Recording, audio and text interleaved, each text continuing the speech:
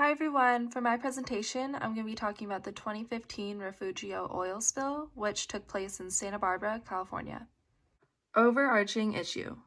So oil is a chemical substance made of petroleum, and it's an unsaturated lipid, which stays at a liquid consistency at room temperature. It's a fossil fuel that provides electricity, such as heating our homes and basically allowing buildings to be completely functional. When an oil spill takes place, all the animals in the ocean and living near are impacted greatly. Chemicals are released, which are very harmful to the animals and humans. It's clearly not good to ingest the oil, but can also cause skin rashes and eye irritations. Animals most affected by oil spills are seabirds and otters because oil sticks to the surface, and those are the animals closest to the surface of the water. Oil also kills plants, disturbs pH levels, causes salinity imbalance, and pollutes the air and water, which isn't good for the marine life, human life, or the environment as a whole. Not only can an oil spill affect nature, but it can also affect the economy and stock markets.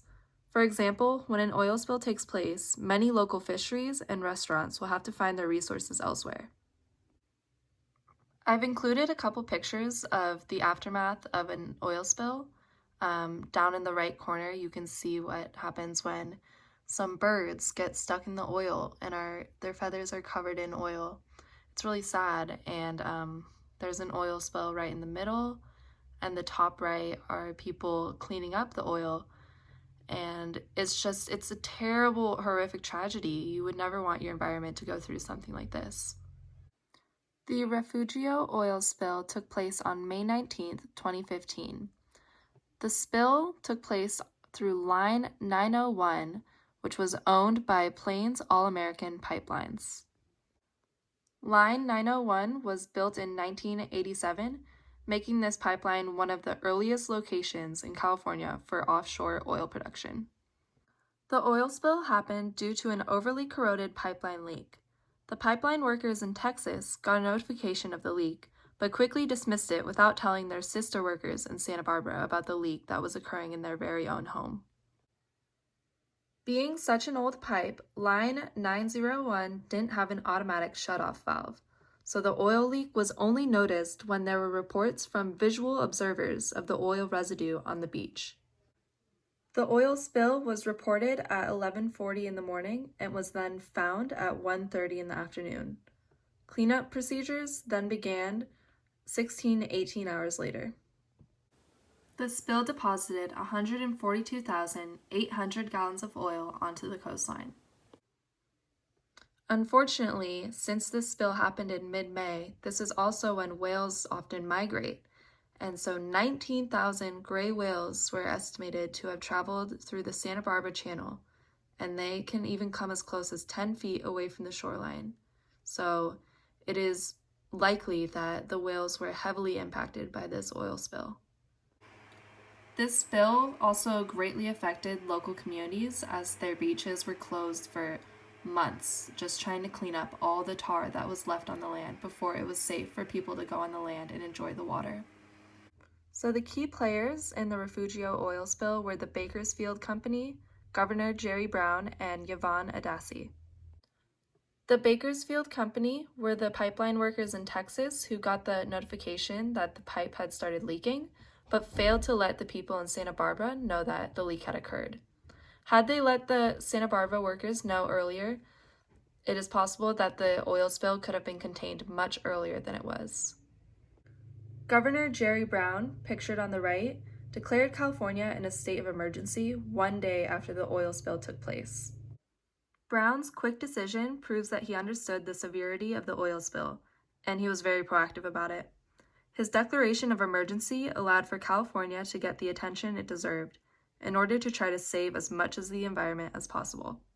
Lastly, Yvonne Adassi, the Deputy Administrator of Oil Spill Prevention and Response, gathered qualified volunteers to help clean up the oil. She understood that the oil was hazardous and wasn't something to be taken lightly. She insisted that those to help with cleanup procedures had to be properly trained in safe measures. A few resolutions to oil spills would be to practice regular pipeline checkups, inspect tanks annually at least, and there should be measures taken in order to prevent another tragic spill. I think if a pipeline is being repaired at least once or twice, it should really go under full construction and be sure that that pipe stays in good tact and that there are no possibilities of it leaking and causing another spill like the Refugio oil spill. It seems silly to have to explain why people should care about oil spills, but I'd hope that the common people would want to live life to the fullest. And in my perspective, the only way to do that is to live on a healthy planet. We can also think about the ripple effect, where basically whatever affects others in our environment, even if it's not directly affecting you, it'll come back to you. So we should try to protect each other and especially our neighbors in our environment because we're all inhabiting the same earth, and I think it's really important that we all do our best to protect one another. On a more personal note, last summer I took a trip down to Isla Vista where a few friends of mine live, and this was near Goleta Beach, which is right next to Refugio Beach.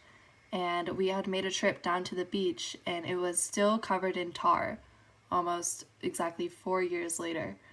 And it was just really eye-opening for me, and that's partially why I wanted to do this project on the Refugio oil spill, because I just remember being so overwhelmed by the amount of tar that was still left on the beach, even after cleaning procedures.